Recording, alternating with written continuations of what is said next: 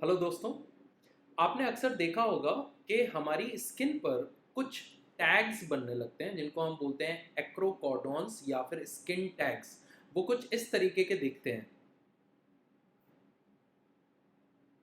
तो आप यहाँ पर देख पा रहे हैं कि ये छोटी छोटी सी आउटग्रोथ्स हैं जो स्किन से निकल रही हैं। तो ये होते क्या हैं? तो चलिए आज हम समझेंगे स्किन टैग्स के बारे में। ये होते क्यों हैं, किन मरीजों में इनकी होने की संभावना ज़्यादा होती है और इनका इलाज क्या है, आप इनको कैसे ठीक कर सकते हैं। तो मैं हूं आपका डर्मेटोलॉजिस्ट डॉक्टर मनीष सोनी और आज हम समझेंगे स्किन टैग्स यानी कि एक्रोकॉर्डॉन्स के बारे में। तो सबसे पहले बात करते हैं कि इसके होने के कारण क्या होते हैं। तो स्किन टैग्स होने के बहुत सारे कारण हो सकते हैं। सबसे पहला कारण होता है ओबेसिटी। तो जब हमारे शरीर में चर्बी की मात्रा बहुत ज़्यादा बढ़ जाती है, मतलब कि पेशेंट ओबीज होता है, तो उसकी टेंडेंसी होती है कि उसके स्किन में ये स्किन टैग्स बनने लगते हैं। ओबेसिटी के अलावा कई बार ये एसोसिएटेड होती है डायबिटीज़ के साथ, मतलब कि ब्लड शुगर लेवल्स बढ़े हुए होते हैं, या फिर मेटाबॉलिक सिंड्रोम के साथ जिसमें भी पेशेंट को इंसुलिन रेजिस्टेंस होता है, उसका वेट बढ़ जाता है और उसका ब्लड प्रेशर भी बढ़ा हुआ हो सकता है। ऐसे मरीजों को डिसलिपिडीमिया भी होता है, मतलब कि उनके कोलेस्ट्रॉल के या लिपिड के लेवल्स भी डिरेंज्ड होते हैं। इसके अलावा अगर किसी पेशेंट की लूज स्किन है तो उसकी स्किन में भी टेंडेंसी होती है कि स्किन टैग्स डेवलप हो जाए। और सबसे आखिर में, अगर किसी के परिवारजनों में ये प्रॉब्लम है, मतलब कि ये कंडीशन अगर जेनेटिक है, उसके ब्लड रिलेटिव्स में ये प्रॉब्लम रही है, तो उसकी स्किन में भी ये होने की संभावना बढ़ जाती है। तो इन सभी कारणों की वजह से स्किन टैग्स आपकी स्किन में बन सकते हैं। तो यदि आपकी स्किन में स्किन टैग्स बन रहे हैं तो क्या आपको इनको हटवा देना चाहिए, ये कंपलसरी चीज़ है?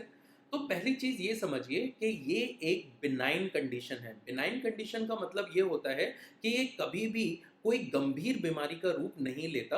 अक्सर ज़्यादातर केसों में ये नॉर्मल तरीके से बिनाइन फॉर्म में पड़ा रहता है, तो जनरली मैलिग्नेंट ट्रांसफॉर्मेशन होने के चांसेस नहीं होते हैं। ये कोई गंभीर रूप जनरली नहीं लेता है। तो क्योंकि ये बिनाइन है, तो अगर आप इसको ऐसे ही छोड़ दें तो भी ये ज़्यादा दिक्कत प्रोड्यूस नहीं करता। लेकिन कुछ कंडीशंस ऐसी होती हैं जब आपको इनको निकलवा देना चाहिए। जैसे अगर ये बहुत ज़्यादा आपको परेशान कर रहा है, मतलब कि जैसे अक्सर ये कहाँ डेवलप होता है, ये अक्सर डेवलप होता है नेक पर या फिर अंडर आर्म्स पर या फिर नीचे ग्रॉइन वाले हिस्से पर। तो क्योंकि ये कॉमन साइट्स हैं और अक्सर हम नेक में चेन वगैरह पहनते हैं, तो कई बार ये उलझता है चेन से। तो अगर ये आपको परेशानी दे रहा है तो आप इसको हटवा सकते हैं। दूसरा कारण होता है हटवाने का कि कई बार इसमें छोटा-मोटा माइनर ट्रॉमा हो जाए, उसकी वजह से इन्फेक्शन हो जाता है, ये इरिटेटेड हो जाता है, इसमें रेडनेस या फिर पेन होने लगता है। तो अगर ऐसा हो रहा है तो भी बेहतर है कि आप इसको हटवा दें। और तीसरा कारण होता है कि कई बार ये देखने में भी अच्छे नहीं लगते। तो अगर ये बहुत ज़्यादा नंबर में बढ़ गए हैं, बड़े हो गए हैं और ये देखने में आपको अच्छे नहीं लग रहे, तो कॉस्मेटिकल रीज़न से भी आप इनको हटवा सकते हैं। कई बार ये हमारी आँखों के आसपास भी डेवलप होने लगते हैं और अगर ये बड़े हो जाएँ तो हमारी आई साइट को भी अफ़ेक्ट कर सकते हैं। तब भी बहुत ज़रूरी होता है कि आप इनको निकलवा कर हटवा दें। अब क्वेश्चन ये आता है कि इसका उपचार क्या है? इसको हटवाया कैसे जा सकता है, या फिर केवल हटवाना ही इसका एक उपचार है कि और भी किसी तरीके से इसको ठीक किया जा सकता है? तो अगर आप अपने डर्मेटोलॉजिस्ट के पास जाएँगे, क्योंकि इसको बेहतर होगा कि आप किसी डर्मेटोलॉजिस्ट के सुपरविज़न में ही इसका ट्रीटमेंट करवाएँ। तो जब आप अपने डर्मेटोलॉजिस्ट के पास जाएँगे तो वो आपको कई सारे मेथड बताएगा जिसके द्वारा हम इनको हटा सकते हैं। क्योंकि जो ज़्यादातर लगाने वाली दवाइयाँ होती हैं वो इसमें बहुत ज़्यादा इफ़ेक्टिव नहीं होती, तो हम प्रेफ़र करते हैं कि इसको हम हटा दें। अब हटाने के लिए हम क्या कर सकते हैं? सबसे पहले आप करवा सकते हैं क्रायो सर्जरी या फिर क्रायोथेरेपी। देखिए, इसमें जो क्रायो वर्ड है वो आता है लिक्विड नाइट्रोजन से। क्रायो का मतलब होता है फ्रीज कर देना। तो हम क्या करते हैं, हम लिक्विड नाइट्रोजन यूज करते हैं और लिक्विड नाइट्रोजन का टेम्परेचर जैसे कि आप जानते हैं होता है -196 डिग्री सेंटीग्रेड। तो आप सोच सकते हैं कितना ठंडा टेम्परेचर होता है। तो हम बहुत कम मात्रा में लिक्विड नाइट्रोजन, मतलब कि क्रायोथेरेपी से इसको फ्रीज कर देते हैं। जब ये फ्रीज हो जाते हैं तो ये एक्सफोलिएट हो जाते हैं, स्कैब बन के हट जाते हैं। तो ये एक अच्छा मेथड है इनको हटाने का। इसके अलावा दूसरे भी कई मेथड हैं, जैसे कि आप लेज़र द्वारा या फिर इलेक्ट्रोकॉटरी द्वारा आप इनको कॉटराइज़ करके हटवा सकते हैं या इलेक्ट्रो डेसिकेशन भी कर सकते हैं। अगर ये बहुत बड़े हो गए हैं या फिर पेडंकुलेटेड हैं, पेडंकुलेटेड का मतलब होता है कई बार ये इनका जो बेस होता है वो बहुत छोटा होता है, लेकिन ऊपर की ग्रोथ काफ़ी बड़ी होती है। तो अगर ये पेडंकुलेटेड हैं, तो कई बार हम इसको सर्जिकल ब्लेड से या फिर सर्जिकल सिज़र्स से कट करके यहाँ पर इलेक्ट्रो कॉटरी कर देते हैं, ताकि वहाँ पर कोएगुलेशन हो जाए और ब्लीडिंग रुक जाए।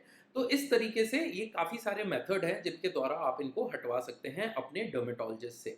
तो याद रखिए कि स्किन टैग्स अगर होते हैं तो वो बिनाइन होते हैं, लेकिन कई बार स्किन टैग्स या फिर वॉर्ड्स एक दूसरे को मिमिक करते हैं। वॉर्ड्स जो होते हैं वो ह्यूमन पैपिलोमा वायरस की वजह से होता है और वो थोड़ा सा रफ सरफेस होता है, लेकिन कई बार आप इसको डिफरेंशिएट नहीं कर पाते, तो इसलिए बेहतर होता है कि आप अपने डर्मेटोलॉजिस्ट को दिखा लें, क्योंकि इसकी बहुत सारी डिफरेंशियल डायग्नोसिस हो सकती हैं। जैसे कि मैंने आपको बताया, स्किन टैग्स वॉर्ड्स को मिमिक कर सकते हैं और वॉर्ड्स जो होते हैं वो कंटेजियस होते हैं, एक जगह से दूसरी जगह फैल सकते हैं। तो अगर उसमें ब्लेड लग जाता है या फिर शेविंग के दौरान उसमें चोट आ जाती है, तो कई बार वो एक जगह से दूसरी जगह स्प्रेड हो जाता है। तो इट इज़ बेटर कि आप अपने डर्मेटोलॉजिस्ट को दिखाएं, इसकी प्रॉपर डायग्नोसिस बनाएं और फिर ट्रीटमेंट की तरफ चलें।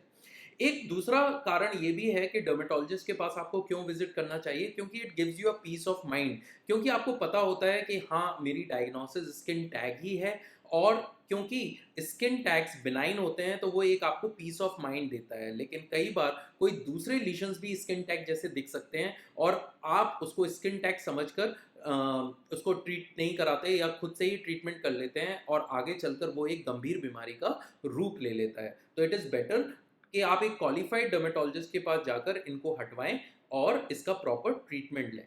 जैसा कि मैं अक्सर अपने वीडियो में बताता हूं कि कोई ना कोई घरेलू उपाय भी होना चाहिए जिसके द्वारा आप इसको ठीक कर सकें या फिर इनको कम कर सकें। तो जैसे कि मैंने आपको शुरू में ही बताया था कि ये अक्सर उन पेशेंट्स में होते हैं जिनकी चर्बी बहुत ज़्यादा होती है, मतलब कि ओबीस पेशेंट, या फिर वो पेशेंट जिनको डायबिटीज़ है या मेटाबॉलिक सिंड्रोम है। तो ये बहुत इंपॉर्टेंट हो जाता है कि आप इन अंडरलाइंग कोमॉर्बिडिटीज़ को ठीक करें। मतलब कि अगर किसी को बहुत ज़्यादा चर्बी हो रही है, तो वो अपनी डाइट और एक्सरसाइज पे ध्यान दे। थोड़ा-सा डाइट में प्रोटीन का इंटेक बढ़ाए और कार्बोहाइड्रेट का इंटेक कम करे, जिससे कि थोड़ा-सा फैट कंट्रोल हो सके। दूसरा, अपनी वो एक्सरसाइज पे ध्यान दे, मतलब कि जो बर्न आउट कैलोरी बर्न्स है, उसको थोड़ा इंक्रीज़ करे। और इंक्रीज़ कैलोरी बर्न से क्या होगा कि थोड़ा-सा वेट रिडक्शन होगा। तो ऐसे पेशेंट्स में डाइट और एक्सरसाइज का भी एक इम्पॉर्टेंट रोल है। दूसरा, क्योंकि अगर ये डायबिटिक पेशेंट में या फिर मेटाबॉलिक सिंड्रोम वाले पेशेंट में है, तो अंडरलाइंग कंडीशन को ट्रीट करना बहुत ज़रूरी है। तो अगर आप अंडरलाइंग कंडीशन को ट्रीट कर लेते हैं, तो इनके आगे बढ़ने की संभावना कम हो जाती है। और लूज स्किन भी इसका एक कारण होता है। तो इसलिए अगर आपको लगता है कि आपकी स्किन बहुत ज़्यादा लूज है, तो एटलीस्ट आप उस पर कोई ना कोई मॉइस्चराइजिंग एजेंट या फिर इमोलिएंट लगाएं, ताकि स्किन को नमी मिल सके और वो नेचुरल फॉर्म में स्किन रह सके, इंस्टेड कि वो रफ रहे और कई बार आपकी चेन या इस तरह की जो ज्वेलरी है वो इन टैग्स में फंस कर इनको नुकसान पहुंचाए या फिर ट्रॉमा पहुंचाए, जिसकी वजह से कई बार इसमें ब्लीडिंग या फिर पेन शुरू हो जाता है। तो मैं समझता हूँ ये जानकारी आपके लिए लाभदायक रही होगी। Thank you very much.